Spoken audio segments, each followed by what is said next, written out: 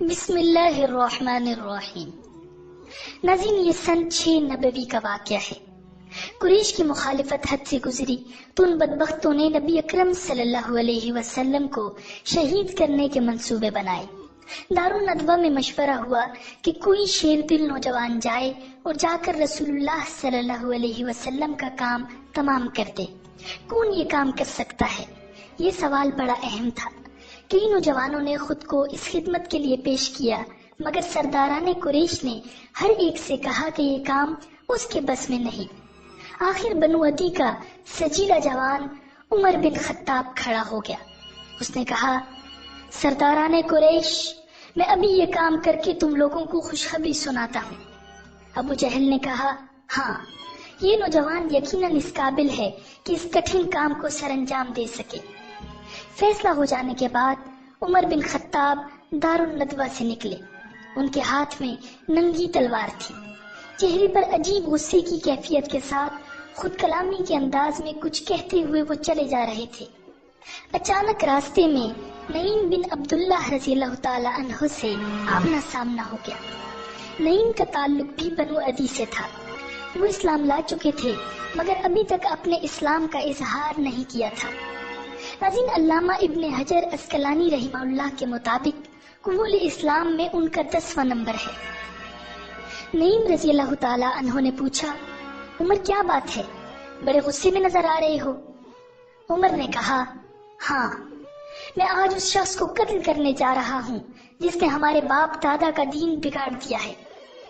نعیم بن عبداللہ رضی اللہ تعالی عنہ نے بڑی حکمت کے ساتھ کہا، اچھا، اگر یہ بات ہے تو پہلے اپنے گھر کی خبر لو۔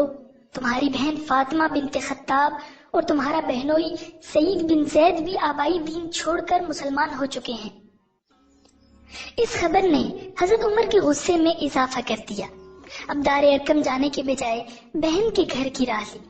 وہاں پہنچ کر دیکھا کہ گھر کا دروازہ بند ہے اور اندر سے کسی چیز کے پڑنے کی آواز آ رہی ہے۔ دروازہ کھٹکھٹایا تو بہن نے دروازہ کھولا۔ نبی اکرم صلی اللہ علیہ وسلم پر انہی دنوں سورہ طٰہٰ نازل ہوئی تھی۔ اسی کی تلاوت اور حفظ کی مشق کی جا رہی تھی۔ حضرت خباب بن ارت رضی اللہ تعالی عنہ، جو نبی اکرم صلی اللہ علیہ وسلم سے قرآن مجید سن کر یاد کر لیا کرتے تھے، وہ بھی گھر میں موجود تھے۔ حضرت عمر کی آہٹ اور آواز سنتے ہی انہیں گھر میں چھپا دیا گیا تھا۔ عمر نے بہن اور بہنوئی سے پوچھا، تم کیا پڑھ رہے تھے؟ انہوں نے کہا، کچھ بھی نہیں۔ اس پر ان کا غصہ بھڑک اٹھا۔ بہنوئی کو زد و کوب کرنا شروع کیا۔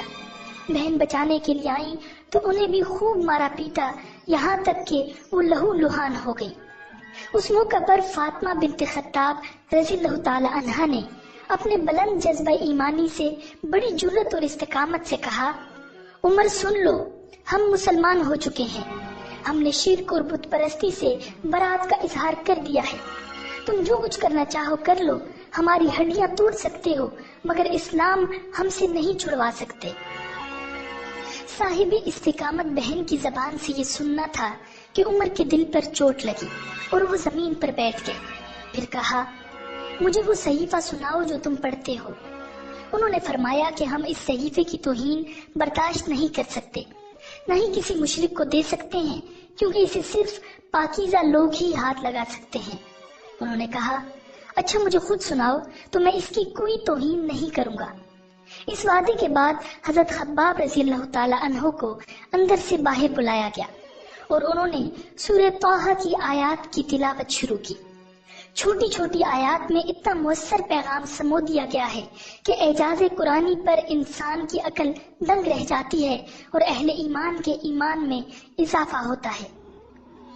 قرآن کریم پورے سوز کے ساتھ پڑھا جا رہا تھا اور عمر کے دل کی دنیا میں عظیم الشان انقلاب برپا ہو رہا تھا۔ ناظرین، حضرت عمر نے آیات قرآنی سنی اور پھر خاموشی سے گھر کا دروازہ کھول کر نکل گئے۔ اب بھی منزل دار ارقم ہی تھی مگر ارادہ بدل چکا تھا۔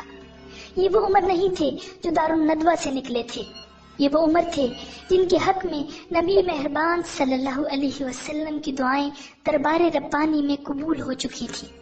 قرآن مجید کی اثر آفرینی کے ساتھ بہن کی استقامت نے بھی کفر کو مات دے دی تھی۔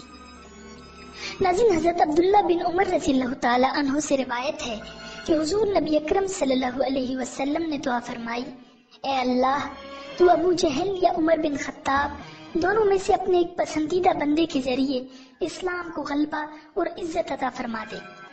راوی کہتے ہیں کہ ان دونوں میں اللہ کو محبوب حضرت عمر رضی اللہ تعالی عنہ تھے، اور ان کے بارے میں نبی اکرم صلی اللہ علیہ وسلم کی دعا اب قبول ہو چکی تھی۔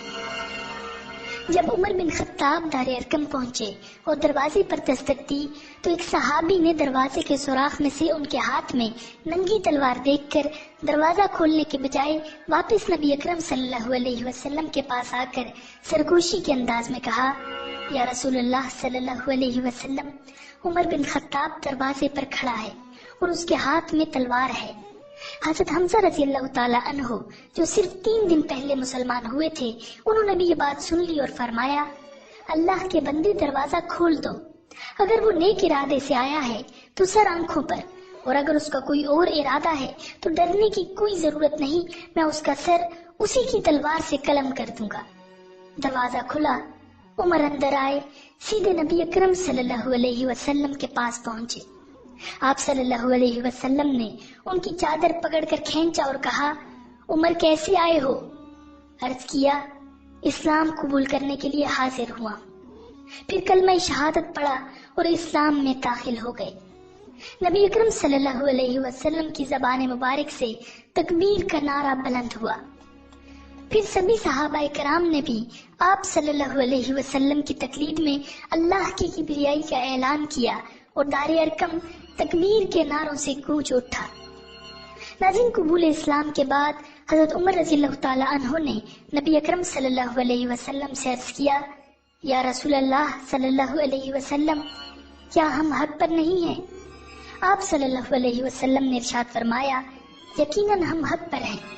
اس پر عرض کیا، پھر ہمیں دار ارقم کے بجائے بیت اللہ شریف میں جا کر نماز پڑھنی چاہیے۔ چنانچہ اس روز مسلمان دار ارقم سے 2 صفیں بنا کر نکلے۔ ایک صف کے آگے آگے حمزہ بن عبد المطلب رضی اللہ تعالی عنہ تھے اور دوسری صف کے آگے عمر بن خطاب رضی اللہ تعالی عنہ تھے۔ مسلمان اس شان کے ساتھ حرم شریف میں آئے اور وہاں نماز پڑھی، اور حضرت عمر رضی اللہ تعالی عنہ نے سرداران قریش کو متنبع کر دیا کہ وہ اسلام میں داخل ہو گئے ہیں۔ اس خبر سے قریش کے ہاتھوں کے طوطے اڑ گئے۔ یوں اہل علم کے نزدیک سیدنا عمر بن خطاب رضی اللہ تعالی عنہ مراد رسول صلی اللہ علیہ وسلم ہے۔